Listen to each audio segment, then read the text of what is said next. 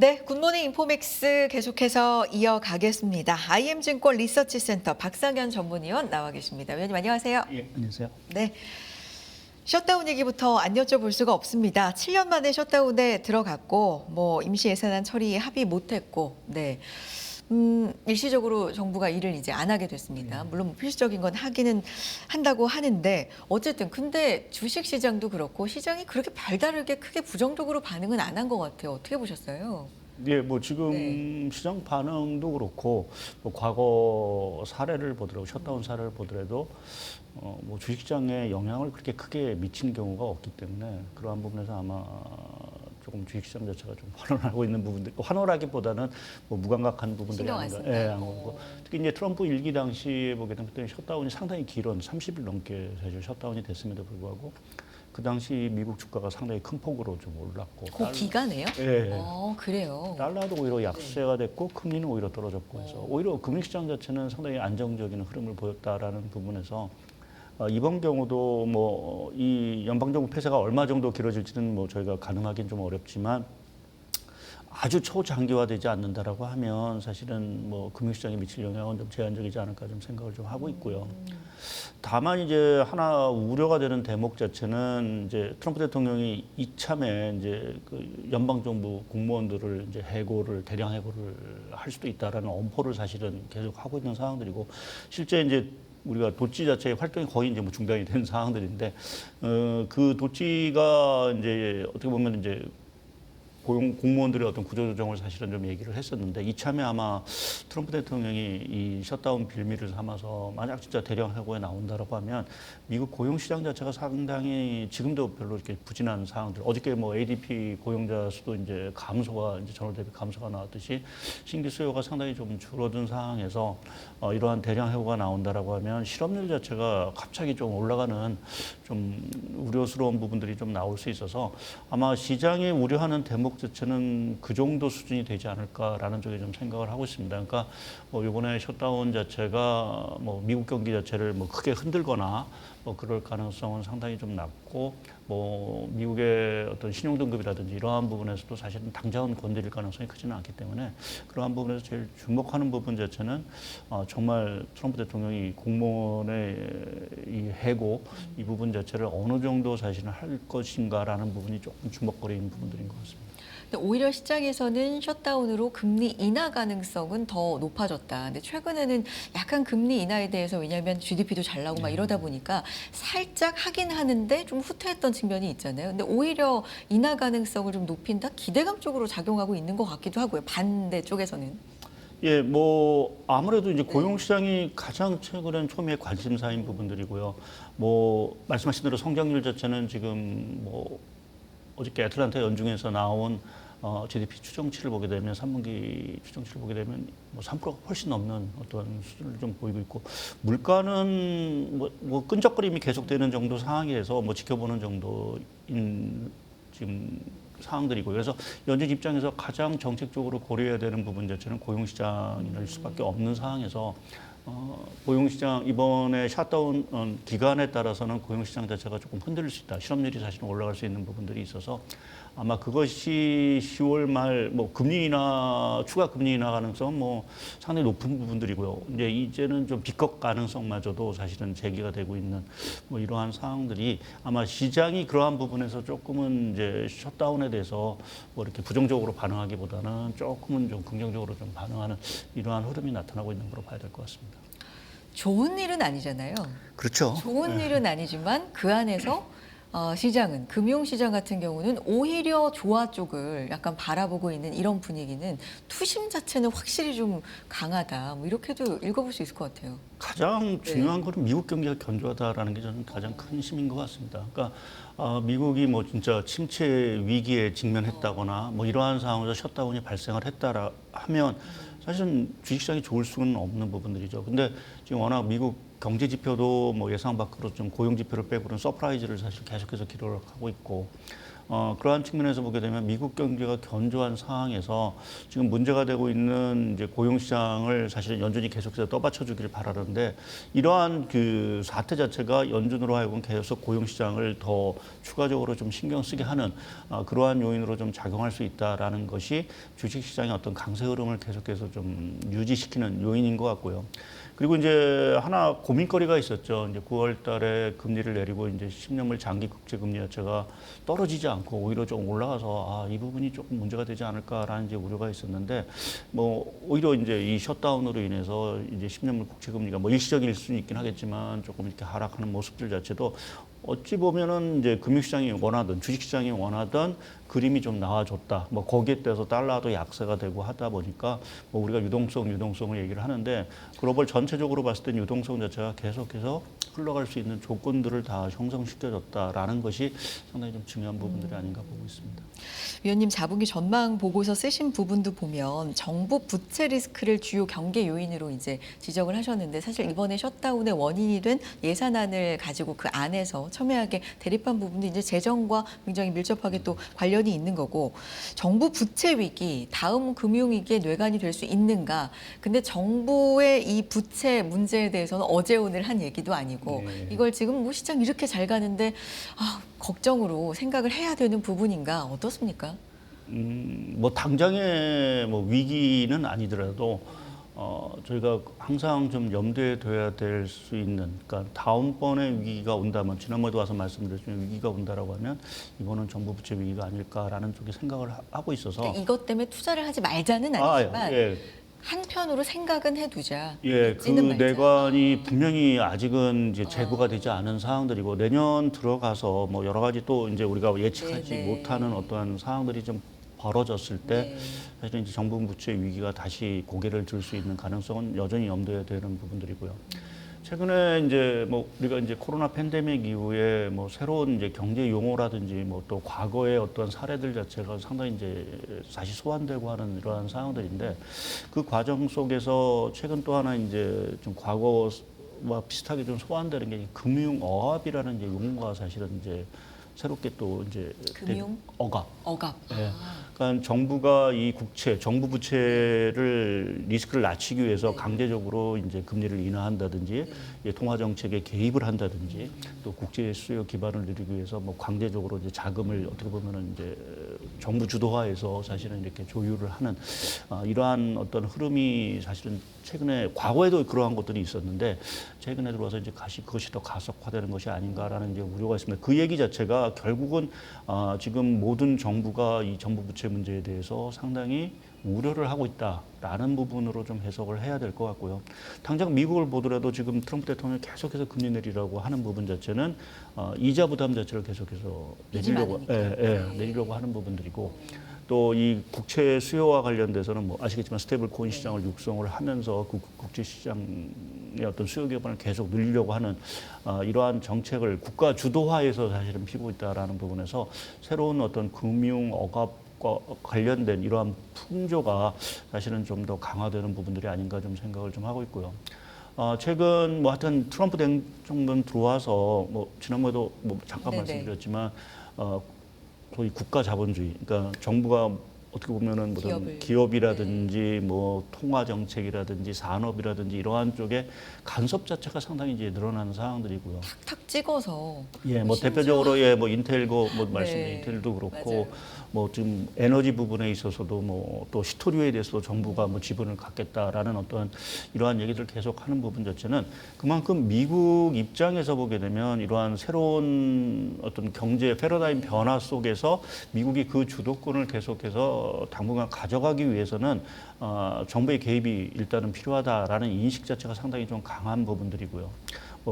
그러한 과정이 뭐 한편에서 보면은 뭐 미국의 성장률을 뭐 지탱할 수 있는 힘이 될 수 있는 부분들이지만 이것이 잘못됐을 때 미국 경기가 어떠한 그러한 자율성이라든지 이러한 것들이 훼손되면서 뭐 자금도 안 들어오고 뭐 경기 성장률이 나빠졌다. 또 말씀드린 대로 금융 억압이라는 부분 자체가 뭐 좋은 의미에서 이게 금리를 낮추는 부분들이지만 그것이 실패했을 경우에는 오히려 또 반조형 자체는 더 큰 상황들이요. 금리가 갑자기 그러면 튀고 뭐 인플레도 올라가고 하는 이러한 상황이 벌어지면 그 리스크 자체가 그러면 어느 쪽으로 집중되느냐라는 부분 자체는 다 정부의 쪽으로 집중될 수밖에 없는 부분들이어서 뭐 말씀드린 대로 이게 뭐 올해 당장 뭐 내년 초에 오는 이러한 위기는 아니지만 내년에 우리가 뭐 지금 이 분위기로 봐서는 자산 시장의 과열에 대한 리스크는 내년에는 아마 계속해서 대두될 수 있는 어떤 이슈인 부분들이고요. 이제 그러한 상황에서 뭐 금리라든지 이러한 것들이 자칫 우리가 원하는 방향으로 가지 못했을 때 또 자산 시장이 지나치게 너무 과열해서 그것이 조정이 왔을 때는 그 다음에 올 수 있는 위기 자체는 뭐 자산 시장 과열에 따른 붕괴에 따른 어떤 정부 부채 위기 이러한 것들이 더 현실화될 수 있는 부분들이 좀 있다라고 좀 생각을 하고 저는 하고 있습니다. 근데 뭐 앞서 서두에 말씀하신 대로 금시장은 뭐 여하튼 걱정의 벽을 계속 타고 올라가고 있으니까요.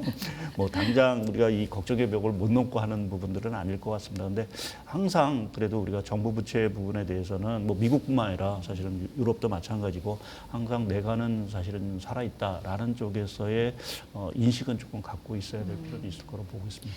정부 부채 위기가 계속 심각해져 가고 있는 상황. 미국뿐만 아니라 각국이 뭐 이런 나라들이 굉장히 많으니까 뭐 유럽 국가 비롯해서 그럼에도 불구하고 걱정의 벽을 타고 자산 시장은 오른다. 과열이라는 표현도 써주셨고 네. 지난번에도 에브리띵 랠리 우리 얘기했잖아요. 뭐 금값도 계속 올라요. 예. 4,000달러까지 가는 겁니까? 예, 뭐 4,900 4,000달러는 네. 뭐 지금 대부분 전망치는 4,000달러는 뭐 넘을 것 같고요. 뭐 예상보다도 사실은 좀 빠른 시점에 4,000달러를 좀 넘는 것 같습니다. 연말 아니면 내년 초 정도 4,000달러를 대부분 얘기를 했었는데 생각보다는 빠르게 사실 좀 올라가고 있고 그리고 금가격이 올라가는 이유는 뭐 많이들 뭐 아시겠지만 일단은 뭐 최근에는 이제 미국의 금리 인하 기대감 뭐 이것이 금가격을 좀 자극하고 있는 상황들이고요. 또 달러 부분도 뭐 최근에 뭐 등락은 있지만 상당히 조금 낮은 수준에서 계속 유지가 되고 있어서 뭐 달러의 어떤 대체 어떤 자산 이러한 개념에서도 금리 계속해서 선호가 되는 부분들이 있는 것 같고요. 또 지금 여러 가지 세상에 뭐 불확실성 뭐 없다가 있다 하지만 항상 이제 불확실성이라는 부분 자체가 최가시장 특히 이제 미국의 어떤 지금 셧다운 문제 자체도 일부에서는 뭐 큰 문제가 없다라고 하지만 사실은 이것은 또 하나 이제 미국의 어떤 정치적 갈등 부분을 또 하나 대변하는 또 하는 부분들이기 때문에 뭐 이게 내년도 중간 선거를 앞두고 더 심화될 가능성도 사실은 저희가 배제할 수는 없는 상황들이기 때문에 투자자 입장에서는 그런 불확실을 대비하자라는 부분에서 일단은 금에 대한 어떤 수요 자체가 상당히 좀 많이 늘어났다라고 좀 봐야 될 것 같고요. 그리고 뭐 이런 말씀을 드려서는 과거에 비해서 금 투자하기가 너무 쉬워졌습니다. 그러니까 저희가 뭐 금 ETF라든지 뭐 이러한 것들을 통해서 사실은 우리가 현물이 아니라 이제는 뭐 이 ETF를 통해서 사실은 금을 보유할 수 있다라는 이러한 것들도 한편에서 보면은 금 가격, 금 수요를 사실은 자극할 수밖에 없는 부분들인 것 같고요. 거기에 뭐 중앙은행의 지금 금 수요는 계속해서 지속이 되고 있는. 그러니까 복합적으로 보면 금이 올라갈 수밖에 없는 금이라는 부분 자체는 최고로는 분명히 우리가 한계가 있는 부분들이고요. 반면에 수요라는 부분 자체는 뭐 여러 곳에서 사실 늘어나고 있기 때문에 그러한 부분에서 아마 금리 예상 밖으로는 상당히 좀 강세인 부분들이 있는 것 같고 또 한 가지는 최근에 이제 이제 디지털 금이라고 할 수 있는 이 뭐 비트코인이라든지 예, 가상화폐 가격 자체가 사실은 좀 출렁거리고 있는 부분도 디지털 금보다는 조금 전통적인 금 이 부분을 좀 선호하는 부분도 좀 있지 않을까 좀 생각을 하고 있습니다.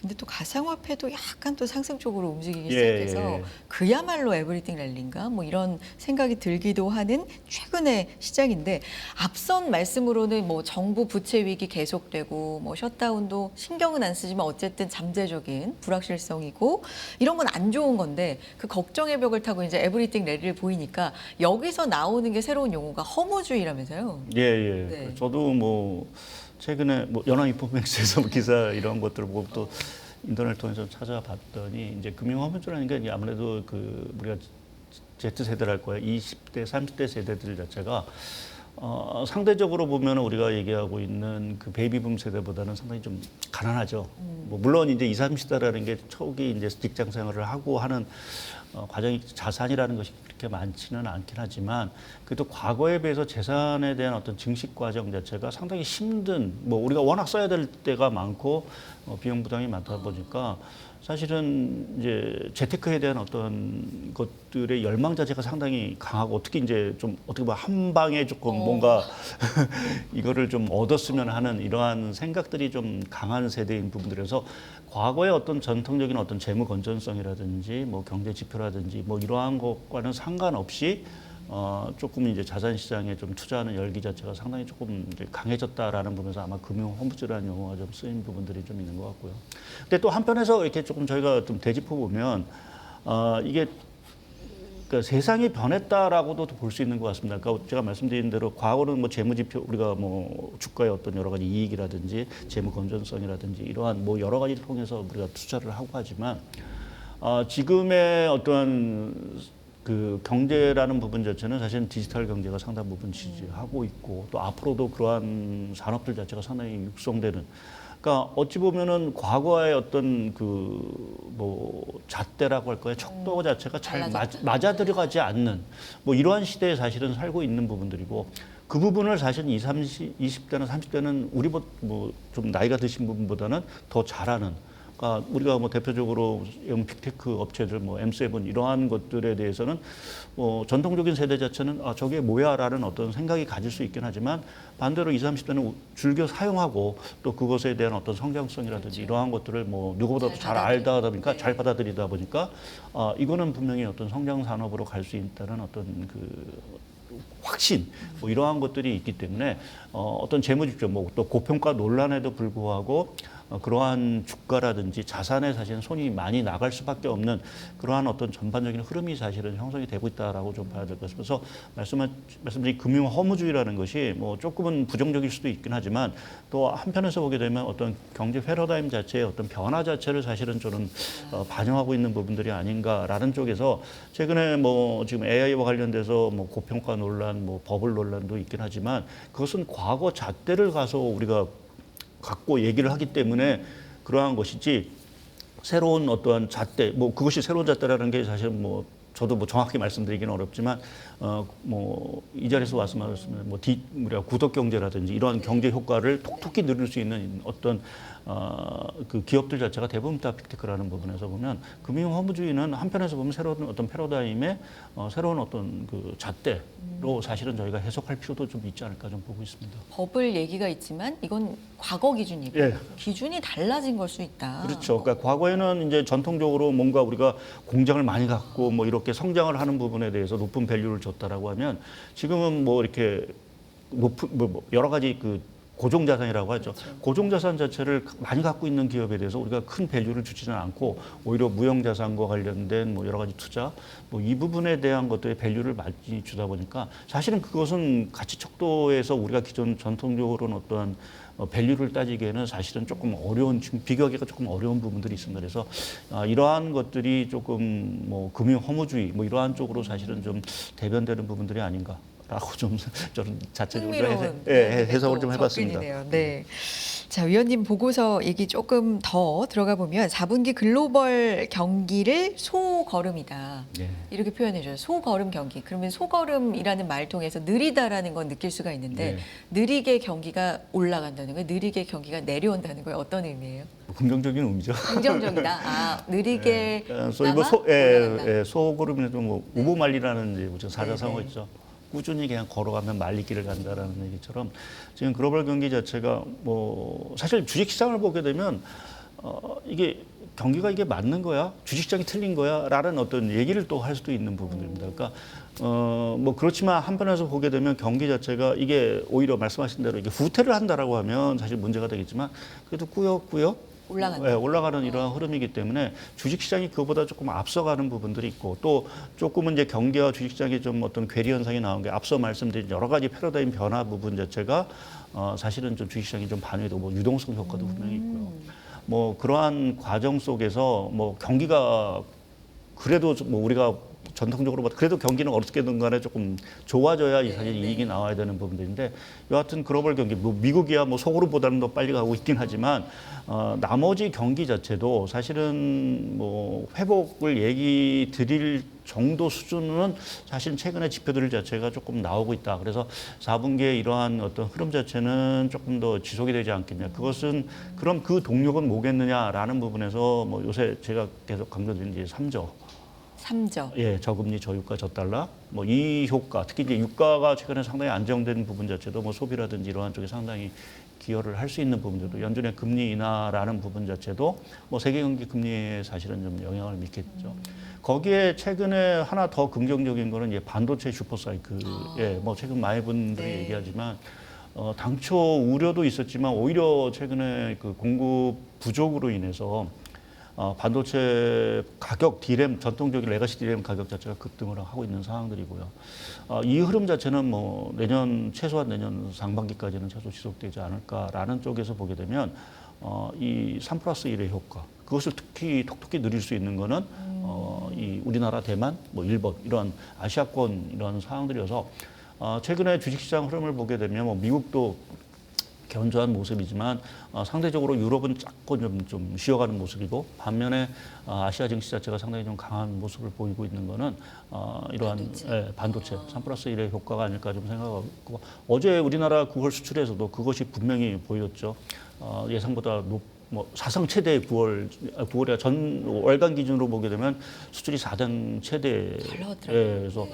그럼 그 내용에서 보게 되면 뭐가 좋으냐라고는 반도체가 여전히 견인을 하고 있는 상황들이고 그렇게 되면 우리나라 4분기 수출 내년 1분기 수출에 대해서도 어찌 보면 더 희망을 좀 걸어볼 수도 있는 그러한 상황. 그래서 뭐 경기가 그렇게 아주 뭐 드라마틱하게 뭐 반등을 하는 건 아니지만 정말 소고름 비슷하게 사실은 좀 가고 있다라는 부분에서 우리가 뭐 지금의 어떤 증시 랠리 자체를 경기 쪽에서도 어느 정도는 좀 뒷받침해 줄 수 있지 않을까 좀 생각을 하고 있습니다. 그렇군요. 느리지만 꾸준한 경기 회복, 뭐 반도체 3조에다가 반도체까지 영향이 있다. 근데 어제 이제 수출 데이터 말씀해 주셨는데 대체적으로 숫자적으로 굉장히 잘 나왔는데 네. 이제 지역별로 보면 다른 데는 다 늘고 좋은데 미국은 아무래도 관세 영향 때문에 좀 줄어든 또 지역별로는 확인을 해볼 수가 있었는데 이게 관세 영향, 우리는 아직 협상도 딱 어떻게 마무리가 되지 않은 상황, 또 3,500억 달러 뭐 현금 요구 이런 부분, 환율의 영향 이게 좀 아무래도 좀 복잡한 상황이잖아요. 이거는 어떤 진행 상황으로 지금 보세요? 우리는 지금 좀 뭐 예를 들면 통화 스와프 무제한 안 해주면 못해 뭐 이렇게 약간은 강하게 지금 나가고 있는데. 뭐 제가 뭐 정확히 말씀드릴 수는 없지만 좀 긍정적으로 계속 말씀을 좀 드리고 있고요. 어떤 방향이죠? 긍정적이라는 건? 타결적으로 계속 타결적으로 보고 어제 오늘 이제 기사에는 정책실장께서 새로운 요구안을 미국 쪽에 보냈다. 아직 캐시를 못 받았다라는 이제 얘기를 하는데 뭐 우리 입장에서는 사실은 최대한 캐시를 투자하는 부분, 그러니까 현금을 투자하는 비중을 낮추고 뭐 통화 수합이라든지 이러한 좀 방어책을 좀 해주는 것이 이제 최선의 상황인데 문제는 이제 미국이 그걸 받아들일 수 있겠느냐라는 쪽에서 이제 결국 협상의 결과가 좌지우지될 상황들인데 트럼프 대통령 입장에서 이 판을 굳이 깰 필요는 사실은 저는 없다라고 보고 있습니다. 지금 뭐 유로도 1조 달러, 뭐 일본도 5,500억 달러, 우리나라 3,500억 달러 이렇게 다 합치면 거의 한 2조 달러 정도의 규모입니다.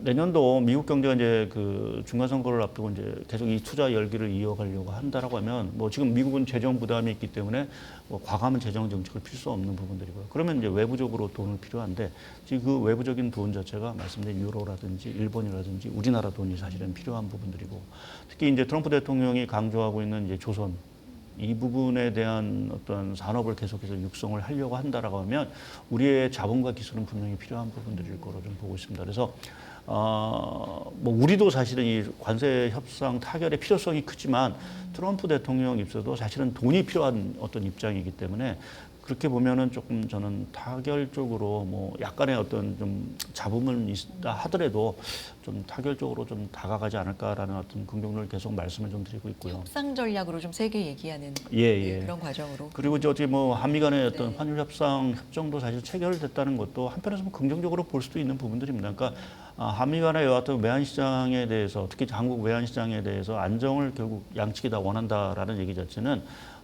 한편에서 보면 미국이 통화 수합과 관련된 부분 자체의 어떤 가능성을 사실 조금 열어둔 부분들이 아닌가. 필요성은 인정하고. 네, 인정하는 부분들로 사실은 좀 해석을 네. 좀 하고 있어서 뭐 시간의 문제일지 뭐 그게 뭐 에이펙이라든지 이러한 회담에서 전격적으로 타결될지는 잘 모르긴 하겠지만 시간은 조금 걸릴 수 있다 하더라도 결국 타결 쪽으로 좀 방향성은 잡지 않을까 좀 생각을 하고 있습니다. 뭐 전 세계 증시가 좋고 경기가 불안의 벽을 타고도 괜찮게 올라가는 중심에는 AI도 있는데 중국도 수혜를 좀 많이 받은 것 같은데 간단하게나마 조금 짚어주시면 경기는 좀 지표는 그렇게 좋은 건 아니라 그러는데 AI의 힘인 거예요. 어떻게 보세요? 예, AI 네. 힘으로 좀 보고 있습니다. AI 힘이에요, 네. 전적으로. 이게 전 세계적으로 보면 아까도 말씀드렸지만 경기하고 사실 주식시장은 따로 노는데 근데 사실 곰곰이 보시게 되면 우리나라 주식시장도 보면 좀 저는 긍정적으로 보는 게 사실 돈은 버는 업종 자체가 계속해서 시장을 주도하고 그렇죠. 있습니다. 네, 조방원, 뭐 최근에 반도체, 뭐 이러한 식으로 뭐 미국도 마찬가지고요. 그러니까 중국도 사실은 전반적인 경기 뭐 투자 다 안 좋습니다. 근데 AI 산업에 대해서는 중국이 역점적으로 투자를 하고 있고 또 발목 하나는 성장에 또 나오고 있는 상황들에서 중국도 사실은 당분간 AI 주도 경기와는 조금 좀 거리감이 있다 하더라도 AI 산업, AI 기업을 주도로 해서 주식시장 자체가 좀 상승 내리를 좀 이어갈 수 있는 가능성은 충분하다라고 좀 보고 있습니다. 알겠습니다. 오늘 위원님께서 시장의 뭐 기회 요인 그리고 한편으로는 계속 좀 염두에 둬야 될 위험 요인 이런 부분들 균형 있게 좀 잡아주셨고요. IM증권 리서치센터 박상현 전문위원 함께했습니다. 위원님 고맙습니다. 네, 감사합니다.